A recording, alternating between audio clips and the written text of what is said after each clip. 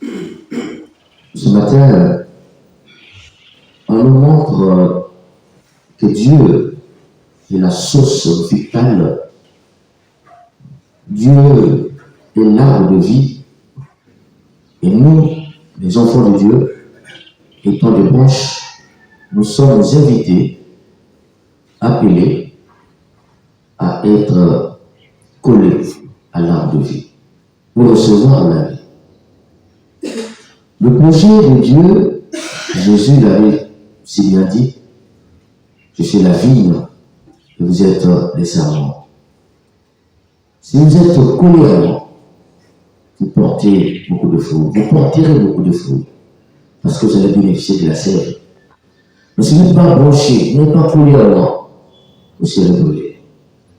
Et ce matin, il s'agit en fait de cette relation avec Dieu, de creuser cette intimité avec Dieu, pour recevoir la vie.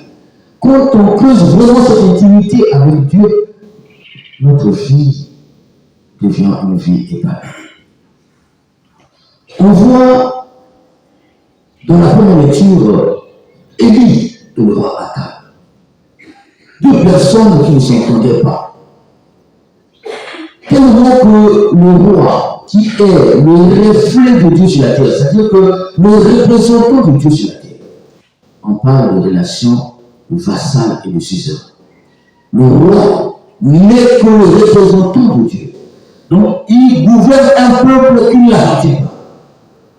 Et le roi, comme dit un saint, qu'on appelle Dominique, Saint Dominique, fondateur de Dominique, il dit, comment parler de Dieu si on ne parle pas avec Dieu? Tu ne peux parler de Dieu dans la mesure où tu parles avec Dieu. Et donc, le roi Akab ne peut diriger le peuple de Dieu dans la mesure où il se laisse diriger par Dieu. Il s'est passé dans la réalité que lui-même ne se laissait pas diriger par Dieu. Pour la première fois, Élie a fait advenir le feu pour brûler tous les dieux païens, notamment Baal. Élie avait déclaré la force et la victoire de Dieu sur le Dieu païen. Il avait prononcé la sentence. Il n'y aura plus jamais d'eau. Et donc, dans un pays où on attend tout de la pluie, 3 ans et demi de sécheresse, c'était difficile. Non, ne suis plus. C'est par toi que la malédiction est venue, c'est par toi aussi que la bénédiction peut venir. Ton ennemi vient te supplier. C'est vrai, mais je t'en supplie. Bénis le peuple de Dieu, bénis-moi. Parce que si le peuple bénit, c'est la fierté du roi. Mais Élie, qu'est-ce qu'il fait? Il ne dit pas, parce que tout le monde ne s'entend pas, je ne veux pas payer le Dieu, mon Dieu pour toi. Élie va payer le Dieu. C'est souvent le temps dans l'évangile, Jésus nous parle de ton frère. Je vous le déclare. Si votre justice ne surpasse pas celle des scribes et des pharisiens, vous ne montrez pas le bon Dieu. Ça veut dire quoi?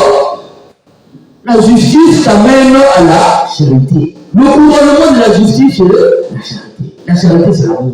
Il faut que l'amour dépasse les lois des hommes. Souvent, on oublie l'amour dès lors qu'il s'agit de la loi. La loi, elle est faite par les hommes, elle est aussi définie par les hommes. La loi qui faisait effet hier, parfois demain, elle sera abrogée. Les seules lois qui ne changent pas, ce sont les commandements de Dieu. Sinon, la loi des hommes peut changer. Aujourd'hui, on nous amène toutes sortes de lois qui n'ont rien à voir avec la vérité de Dieu. Puisqu'on nous oblige même parfois comment je peux appeler ça, avec l'homosexualité, toutes sortes de déviances aujourd'hui. Voilà un peu où l'on planait avec les lois. On parle de liberté. Il ne faut pas toucher à ces gens-là. Il faut les respecter. Ils sont prioritaires. Voilà les lois qui naissent aujourd'hui. Et donc, on nous montre que les lois ne sont pas au-dessus de l'homme. L'homme est toujours au-dessus de l'homme. Ça veut dire qu'il faut privilégier l'amour. Vous avez appris qu'il était dit, tu ne commettras pas de meurtre. Comment tu peux tuer ton frère? Si déjà ton ennemi il y a interdiction de le tuer, pourquoi tuer ton propre frère? Pourquoi tuer Aujourd'hui, pour des raisons d'argent, à cause de la pauvreté, on rentre des chemins qui mènent à l'enfer, pour parquer, pour l'enfer, que la mort même pète durant l'esclavisme. Aujourd'hui, quand on rentre de ces endroits-là, on te demande ton père, on te demande ta soeur, on te demande ta mère, on te demande ton père, sans hésiter en ordre. Pour des raisons d'intérêt, pour des raisons d'héritage, on s'entretue aujourd'hui. Déjà que ton ennemi, il ne faut pas le suivre. À plus forte raison, c'est lui que t'appelle ton frère. C'est lui ou celle que t'appelle ta soeur. Voilà le roi Akab. Il ne s'entend pas avec lui, mais Élie va faire quoi? Il va prier. Il répare.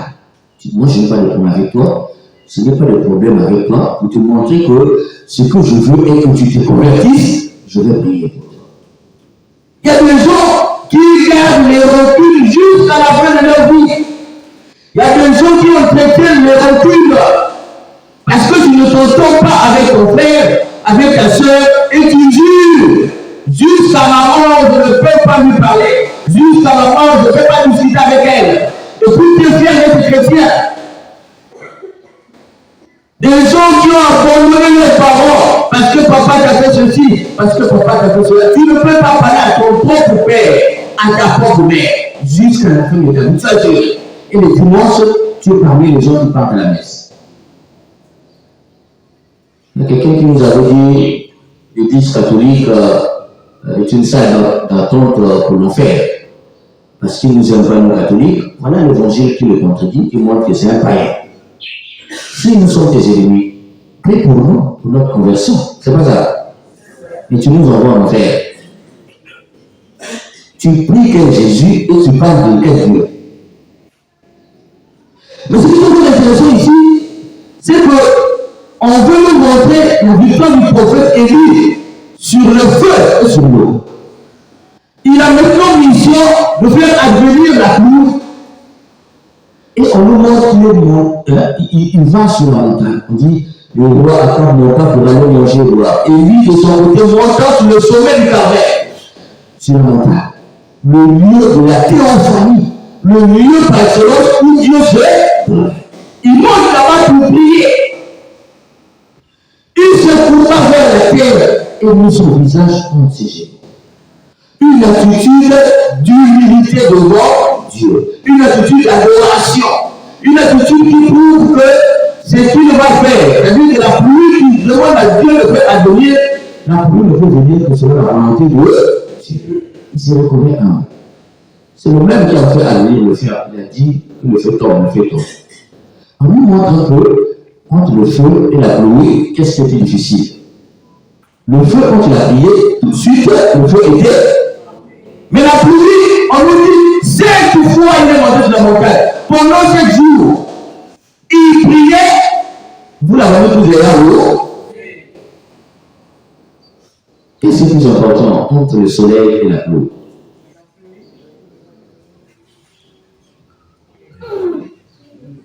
Il va le faire. Les deux, les deux. Mais ce qui est intéressant, c'est de comprendre que pendant 7 jours, il priait pour la pluie. Alors que pour le feu, il n'avait fait qu'une seule prière. Mais ici, on nous montre que Élie, sa force ne vient pas de lui-même, sa force vient de Dieu. Et l'exaucement ne vient pas de lui, mais de Dieu. Non, ça dit quoi? Quand tu demandes quelque chose à Dieu, il faut quoi? La persévérance de la prière. Il n'a pas abandonné pendant 5 heures. C'est un bon de fille prier pour faire venir la pluie. On a vu dans les vidéos quelque part où un pasteur il pleuvait et il voulait montrer. Tu ne peux pas montrer devant les hommes, non. Il voulait montrer qu'il est puissant. Il s'est mis à genoux avec quelqu'un à côté pour prier afin que les pluies prennent fin. Puisqu'ils étaient en train de faire une campagne d'évangélisation. Vous la menez au quartier, on s'accompagne. Humiliation. Non, l'attitude, la pluie est importante. Si Dieu ne sera pas comme vous l'avez arrêté, parce qu'il ne sera pas pour évangéliser, à côté de la maman qui ne sera pas vous l'avez passé, on a dit, ça l'a oublié.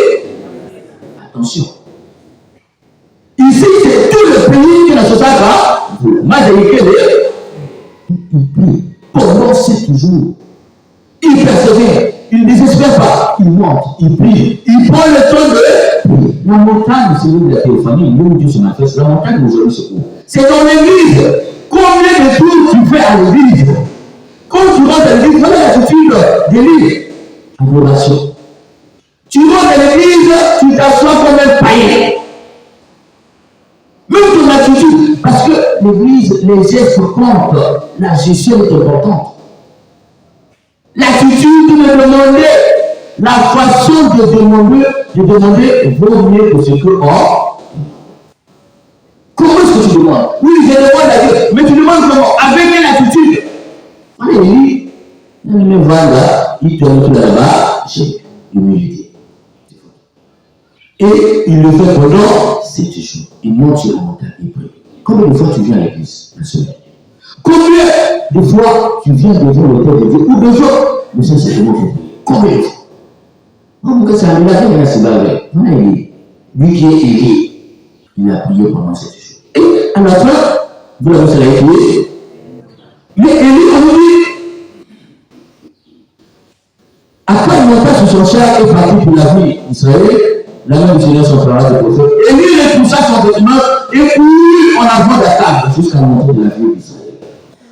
Donc, vous la passez dans ça, c'est quoi d'ailleurs parce que les gens vous avez le gars de durée, et vous allez être trop bon. Ah, donc, on a dit, il y avait tout le monde. Il y avait un niveau d'aller, on dit, est-ce que vous avez le la tête? Vous savez, les premiers pour vous, et lui, il court devant le char de roi. On va dans ma toile. Ça veut dire quoi? Il reconnaît que, au-delà de tout, le roi, c'est le roi Israël. Mais je suis quand même conservateur. Le respect de l'autorité. Même si le Moussala est arrivé, puisque c'est lui qui détient le pouvoir, que ça y est debout, est-ce que c'est ce que tu fais? Quand tu as vécu cette relation avec Dieu, voilà les attitudes. Quand tu crées cette activité avec Dieu, voilà les attitudes. Ça montre que vraiment, il y a une relation à ta. C'est pourquoi aujourd'hui, on nous donne cette pouvoir. Lui aussi, il a vécu cette relation avec Dieu. À la différence d'Élie, lui, c'est la mort. En nous présentant Élie et cet emploi aujourd'hui, on nous dit que tu peux faire de bonnes choses quand tu es vivant, tout comme tu peux faire de bonnes choses dans ta mort. Attends, on le fait. Et lui, il faisait des merveilles. Il dit à la pluie, tu vas plus pleuvoir, la pluie s'arrête pendant 3 heures. Quand il prie pour le fait advient. Il prie pour que Dieu donne la pluie arrive. Et lui, c'était un grand prophète en Israël. Mais c'est son toi. Il n'a pas vécu tout ça de son vivant. Tout ce qu'on reconnaissait de lui étant vivant, c'était un grand prédicateur de l'évangile. Deuxièmement, un grand professeur. Donc, quelqu'un était disponible pour le peuple de Dieu. Il est mort à 36 ans, fatigué. À 36 ans, il était déjà épuisé. C'est-à-dire qu'il a combattu les bénéfices. Mais Jésus le récompense pour dans sa tombe. Quand il décède, ceux qui partaient prier dans sa tombe trouvaient grâce après grâce. Il est canonisé très vite. C'est un premier miracle. Patron de tous les chrétiens. Le seul des objets perdus. Quand tu perds quelque chose dans le monde spirituel, c'est-à-dire qu'il y a une équilibre, la foi, l'espérance, la charité. Quand tu perds ce vertu-là, le Saint a invoqué, c'est ça, toi. Quand tu perds des choses dans l'ordre temporel, tu as perdu quelque chose, monde, kilomètres, tout ça, c'est ça, toi. On dit terreur de le faire. Donc, dès qu'on évoque, le démon fuit. Je disais aux Antoniens pendant notre nouvelle, je disais, il y a une prière de Saint-Antoine qu'on avait reçue. Quelqu'un était parti prier dans sa tombe, il avait recueilli cette prière, on appelle le Sikéris. Si vous voulez des miracles, écoutez, la mort, l'horreur, la calamité, les démons. Les lèvres sont mises en fuite, les malades se leur guérit, la mort s'apaise, les symptômes négatifs, le genou les biens, tout le monde visage leur manque, et les recouvrements des choses supérieures obtiennent. Et quand ils disparaissent, la misère n'existe plus. Il raconte que pour le Seigneur, afin que les symptômes dans l'Église, notre Père, le Fils, pour le Saint-Esprit, la mère s'apaise, les symptômes et les captifs, le jeune homme et le vieillard, tout le monde visage leur manque, et le recouvrement des choses supérieures obtiennent. Saint Antoine, priez pour nous, afin que nous devenions dignes des promesses de Christ. Prière, il n'a qu'une prière là, on dirait que notre Père. Mais j'ai eu à vivre des exorcismes avec cette prière. Quand je refuse de faire devant le démon, il parle et vient. Ça paraît simple, hein? Monsieur l'aveugle. Quand je récite ça, j'ai l'impression qu'il y a des prières et il y a mais le démon n'aime pas entendre cette prière. Nous avons toutes les richesses dans l'Église catholique. Comme je dis, le chrétien catholique, c'est comme quelqu'un à qui papa a tout laissé dans la maison. Et puis il se plaint dehors. Mon papa n'a pas laissé à manger. Je meurs de faim et le voisin critique le papa. Ton papa il est mauvais. On peut te laisser toi un enfant comme ça et il part dans l'alimentaire sans te donner quelque chose à manger. Et le voisin se chargeait de donner à manger à cet enfant. Et chaque fois qu'on donnait la nourriture à cet enfant, on insultait ses parents pour dire que c'est les parents irresponsables. Un jour, on ne voit pas l'enfant, on vient le chercher à la maison, à côté d'un autre, on voit dans le congélateur, tout était là. Il y avait tout. On voit à côté, tout était là. Je me suis dit que papa t'avait rien laissé. Oh oui, il avait tout laissé, mais sauf que je ne sais pas préparer. C'est ça les chrétiens catholiques. On les a là-bas, je ne sais pas où commencer. Le chrétien, il est perdu. Donc parfois, ceux qui viennent de loin, les musulmans viennent et ils trouvent, est-ce qu'il faut finir, je vous raconte cette histoire. Et c'est un toi. Je rencontre dans la cour de la paroisse une femme. À l'époque, j'étais à la paroisse Saint-Antoine, comme stagiaire, diacre, au début du ministère. La dame arrive, on pleure. Il dit maman, oh non, mais dis ça, porte-monnaie, on là. Elle partait au port, parce que la paroisse est mon port, elle partait au port pour payer quoi. Pour payer la marchandise, et elle avait les liquidités dans son portefeuille. Le portefeuille tombé, il y avait des millions dedans. Et on lui dit, va dire à Antoine, va prier Antoine, va parler Antoine. Donc elle, qui est musulmane, elle se dit que Antoine, c'était un marabout, un petit soeur. Bon, elle demande à Antoine, elle dit que c'était un Antoine. Elle arrive jusqu'à la paroisse, elle rentre, elle dit, je veux voir Antoine. Antoine, oui, je veux voir Antoine. Elle dit, Antoine, c'est la statue que tu vois là. Il dit, non, je veux parler à Antoine. Il dit, Antoine, c'est la statue que tu vois là. Qu'est-ce que tu ne vois pas? J'ai perdu mon portefeuille en plus de voir Antoine. Ce que tu as perdu là, ce que tu veux dire Antoine là, va devant la statue là, va dire ça à la statue. Donc pour ceux qui disent, nous prions les idoles là, on dit ça devant vous, parce que s'ils disent ça devant moi, que j'ai fini. Et donc, la dame va devant la statue. C'est parce qu'elle est. Et puis elle est partie. 4 heures ou 5 heures du temps après, il est revenu. Il revient, il me voit encore. Il me dit, qu'est-ce que je vais faire? Pourquoi? J'ai retrouvé mon portefeuille. Quelqu'un est venu me dire, tu as perdu quand? Tu peux ramasser des millions et puis dire à quelqu'un, bon, regarde, on dit ça.